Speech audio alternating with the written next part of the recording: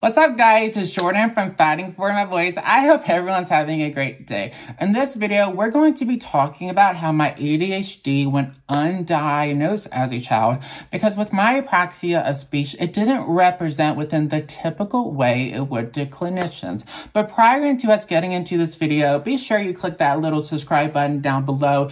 Join our apraxia family where you're loved and accepted for precisely the person that you are. Be sure you give a thumbs up to this video and let's get right into the video. So personally for me, my ADHD never represented itself within the traditional way as I was talking about. So many times when people think about ADHD, they might think about a child interrupting others while speaking and jumping off of the walls, not being able to not being able to pay attention during class. Now, for me, with having apraxia, I did not interrupt people while talking. Actually, people did that to me many of the times.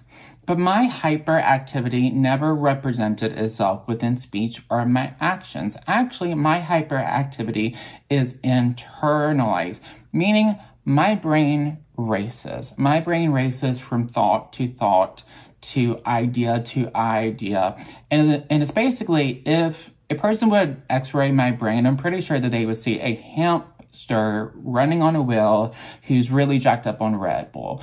That's what I think a scan would show of it because my brain is always racing. So the hyperactivity component never represented itself within the traditional way. But many of the times when I would go under the testing for ADHD, many of the questions would be, did you interrupt people while growing up? Did you do this growing up? And for me personally, as a person who grew up with apraxia of speech, no, I didn't interrupt others because I couldn't talk in words until I was 8. I couldn't utter a sound until I was 5. But in the sentence form, it wasn't until age 12. And personally, a really big component of my apraxia and something that goes right along with my apraxia is my anxiety. I have very high levels of anxiety. I have to manage every day.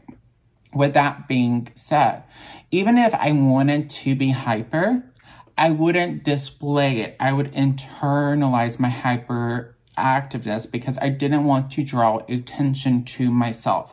Because during my childhood experiences, attention on myself was not always a positive thing. Actually, I got bullied growing up. I was very severely bullied growing up. So if I would have had attention on me, I knew that that attention might not be the good kind of attention.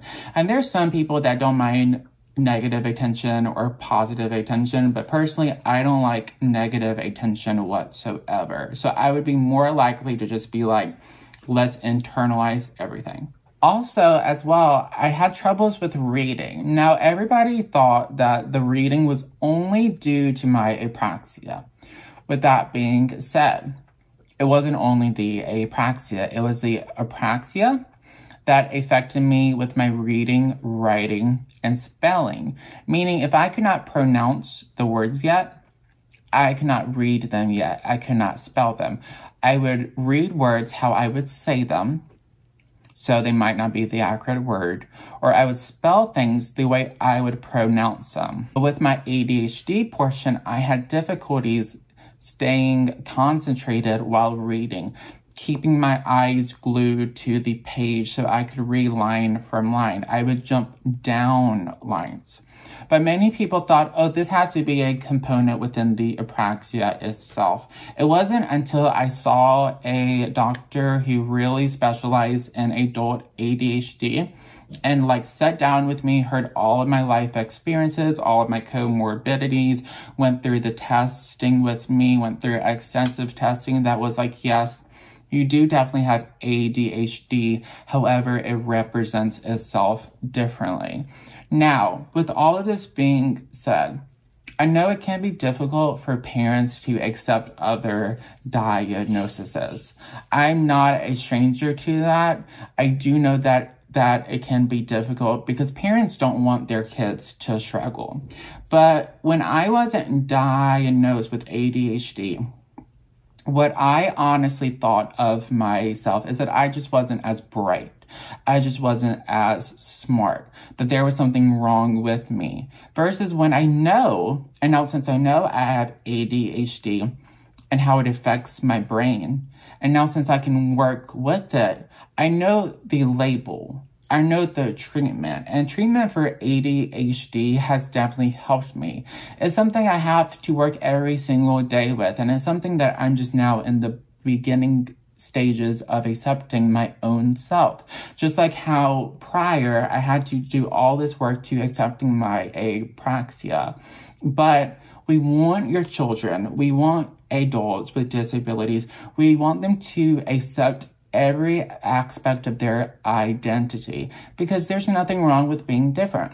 There's nothing wrong with having apraxia. There's nothing wrong with having ADHD. There's nothing wrong with being you and with owning who you are. And at the end of the day, we want to raise your kids to be proud adults with disabilities. If you liked this video, be sure to give it a thumbs up. I love talking to you guys.